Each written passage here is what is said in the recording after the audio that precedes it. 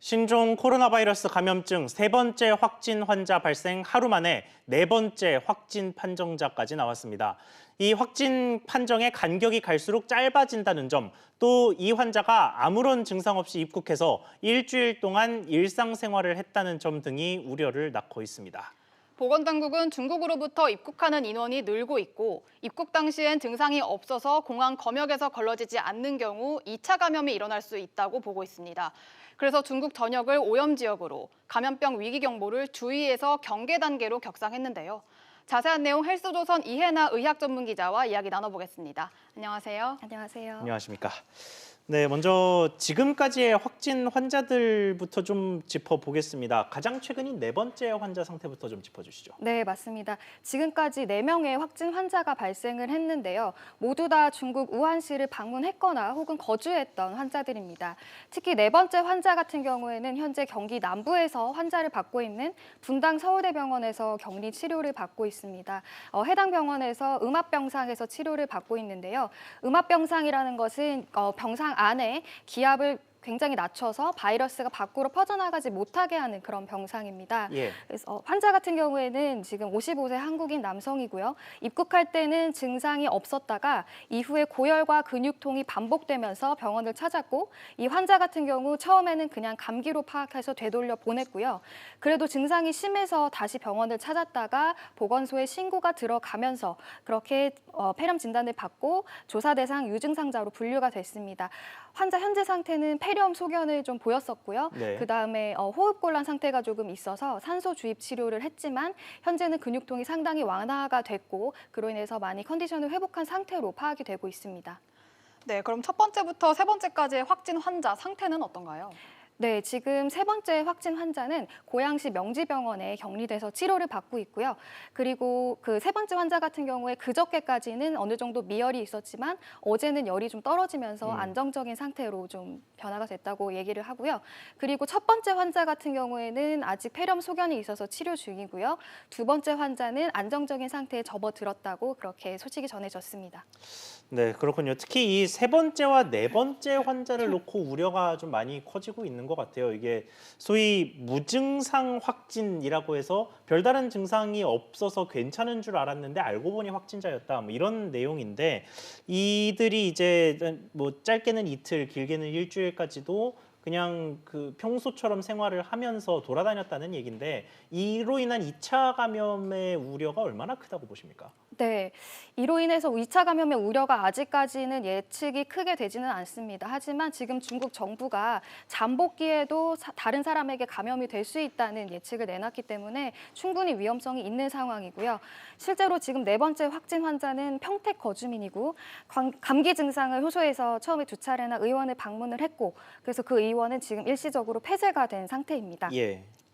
네, 또 정부가 세 번째 환자의 세부 동선을 좀 공개를 했는데 이렇게 동선이 공개되면 이 동선을 통해서 감염을 되는 위험도가 좀 커질 수 있나요? 네, 그렇습니다. 감염 위험도가 좀 커질 수 있고요.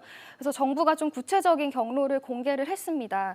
그래서 이에 따르면은 이 환자가 개인 렌터카를 이용해서 처음에 이제 귀국한 후 강남구의 성형외과 병원에 들렸다가 이후에 근처 식당을 이용하고 그다음에 호텔에도 투숙을 했고요. 그리고 이후에 뭐 한강 산책을 하면서 한강변 편의점 그리고 강남구 역삼동, 대치동 일대 음식점도 이용을 했습니다.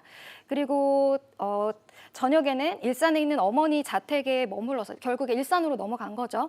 그래서 일산에 있는 어머니 자택에 머무르면서 외출하지 않고 그 다음날 증상이 악화되면서 질병관리본부 콜센터 1339에 신고를 했고 이후에 구급차가 오면서 환자를 이송해서 격리 치료를 하고 있습니다. 그래서 네. 네, 그러면 이렇게 뭐 지금 말씀하신 동선만 짚어봐도 뭐 강남, 일산, 뭐 어디 호텔까지 뭐 이런 식으로 참 많은 긴 동선을 보이고 있는데, 이러면은 그 감염 우려가 좀 커진다고 봐야 하는 건 아니겠습니까? 감염 우려가 커진다고 볼 수는 있는데요. 아직까지 이 잠복기 환자가 다른 사람한테 감염을 일으킨다는 사실은 아직 확실하게 밝혀지지는 않았기 때문에 정확하게 결론 내릴 수는 없을 것 같습니다. 네, 정부가 결국 감염병 위기 경보 단계를 경계로 이 상향 조정을 했는데 이걸 어떻게 받아들여야 하는 걸까요? 이제 주변에 지역 사회로 퍼져나갈 수 있는 그런 가능성이 커지면서 정부가 적극적인 선제 조치를 한 것으로 파악이 됩니다. 이 감염병 위기 경보는 크게 4가지로 나뉘는데요.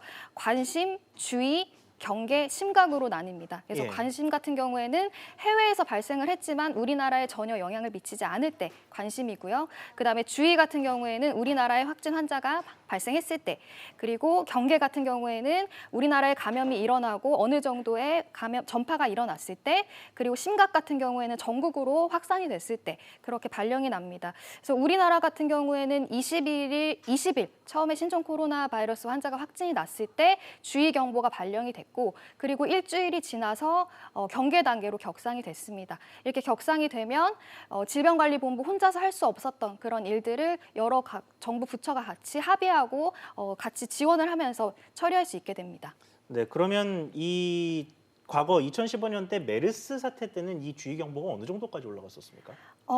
메르스 때도 경계까지 올라갔습니다. 네, 그리고 그 정부가 또 오염 지역이라는 그 구간을 정할 때 이때 과거에는 우한시까지만 이 오염 지역으로 설정을 해서 경계를 하고 있다가 이제 최근에는 중국 전역으로 이거를 확대했다고 하더라고요. 네네. 이렇게 되면은 구체적인 정부의 검역 조치는 어떻게 달라집니까? 네, 오늘부터 이제 중국에서 우리나라로 입국하는 모든 사람들에게 의무적으로 이제 자기 건강 상태 질문서를 제출하게 합니다. 네. 그래서 그거를 파악하게 되고요. 그리고 발열 증상이 있는 사람들은 따로 조사를 하게 되고, 그다음에 역학조사관의 판단에 따라서 필요한 사람은 격리 조치가 되게 됩니다. 네, 어제 하루만 중국발 입국자가 3,000명 가까이 된다고 하는데요. 그만큼 접촉자도 많아진다는 얘기인데 이럴 때 어떤 대응이 중요할까요? 일단 사람들이 경계심을 가져야 하고요. 그리고 우선은 그 마스크를 착용하시는 게 굉장히 중요합니다. 이게 비말을 통해서 기침을 하면서 옮겨지는 경우가 많기 때문에 사람이 많은 곳에 가실 때는 반드시 마스크를 착용하시는 게 좋고요. 그리고 근데 또 마스크만 착용한다고 해서 100% 예방이 되는 것은 아니거든요. 예. 그래서 바이러스 감염자가 기침을 해서 그 침이 뭐 책상이나 의자 이런 데 튀었을 때 제3자가 그것을 만지고 그것을 다시 입이나 눈을 만졌을 때 감염이 될 수 있습니다. 그래서 마스크 쓰는 것은 기본이고 더해서 손을 씻는 그런 행위가 되게 중요합니다. 네, 그리고 이 불안해하실 시청자 여러분을 위해서 꼭 하나 여쭤보고 싶은 게 있는데요. 이 가족이나 병원 같은 좁은 공간에 있으면야 뭐 감염이 좀 자연스럽게 더 많이 일어날 것 같기는 한데 이게 공기 중 전파라든가 혹은 이 때문에 사람이 많은 좀 넓은 공공장소에 가서도 만약에 이 감염 확진자가 돌아다녔던 곳이라면 감염이 일어날 수도 있는 건가요? 가능성이 어느 정도나 됩니까? 안 그래도 질병관리본부가 발표를 했는데요. 일단 제가 방금 말씀드렸던 것처럼 이런 비말 전파나 호흡기 전파는 확실히 감염이 가능할 것이다라고 내다보고 있지만 예. 공기 중 전파라는 것은 이제 바이러스가 공기 중에 떠다녀야 하는 것이고 그것을 사람들이 이제 감염이 되는 것인데 아직 질병관리본부 입장에 따르면 그거에 대한 확실한 근거는 충분하지 않습니다. 그래서 아직은 그 위험성이 좀 적다고 보는 것이고 하지만 정부는 아직까지는 정확한 조사 결과가 나오지 않았기 때문에 조금 더 지켜봐야 한다고 그렇게 발표를 했습니다. 네, 전 세계 얘기도 좀 해보겠습니다. 미국을 비롯한 여러 나라에서 이 우한 거주자들에게 전세기를 투입해서 이제 자국으로 데려오겠다 이렇게 했는데 우리나라도 지금 검토 중이라고 하고요. 근데 이분들이 들어오면 어디서 어떻게 생활하게 되는 건가요? 네, 일단은 미국 같은 경우에 오늘 자국민을 전세기를 이용해서 이제 대피를 시키기로 했고요. 프랑스도 자국민을 철수시킬 것이라고 했고 영국이나 일본도 고려 중입니다. 우리나라 같은 경우에도 빠르면 30일 정도의 전세기를 이용해서 자국민을 대피시킬 것으로 예상이 되는데요. 전세기에 탑승한 사람들은 이제 잠복기를 고려를 해서 네. 우리나라에 귀국을 한다고 하더라도 약 14일 동안은 국가가 지정한 그런 국가 지정 시설에서 격리되어서 생활을 하게 됩니다. 다만 이 전세기를 이용하는 사람들은 좀 비용을 지불해야 하는 측면도 있습니다. 그렇군요. 네, 중국 쪽으로 좀 소식을 넘겨보겠습니다. 지금 중국도 사망자 또 확진자 수가 크게 늘어나고 있는 모습을 보이고 있는데 특히 이 사망자와 관련해서 요 며칠 동안 사망자가 좀 급격하게 불어나게 되는 원인이 뭐라고 보고 계십니까? 네, 일단은 계속 반복되는 내용이기는 한데 그 잠복기에 이 바이러스가 감염되는 그 위험성에 대해서 굉장히 정부가 간과했던 것이 이렇게 크게 문제를 키운 원인으로 지목이 되고 있습니다. 예. 실제로 중국 국가위생보건위원회 마샤오웨이 주임은 기자회견에서 이렇게 전염병 확산 속도가 더 빨라지고 있는데 그 원인이 잠복기 때도 전염되는 특징이 있기 때문이라고 그렇게 설명을 했고요. 그리고 더불어서 이번 신종 코로나 바이러스의 잠복기는 최소 1일에서 최대 14일, 그리고 평균 10일 정도 지속된다고 중국 정부가 밝혔습니다. 네, 또 중국을 거쳐서 해외에서도 확진 환자가 속속들이 나오고 있는데요.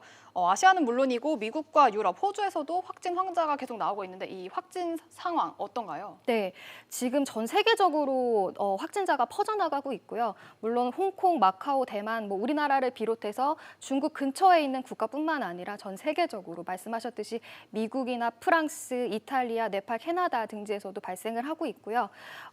이와 관련해서 어제 좀 화제가 됐던 게 있는데 그 영국의 유명한 보건 전문가인 닐 퍼거슨 교수가 있습니다. 임페리얼 컬리지에 계시는 교수님인데 이 교수님은 이번 신종 코로나 바이러스 감염자가 전 세계적으로 약 10만 명에 이를 것이다라는 이런 엄청난 수의 예상을 해서 어제 사람들에게 굉장한 주목을 받았고 네. 그만큼 통제가 잘 되지 않는다고 확인이 되고 있는 것 같습니다.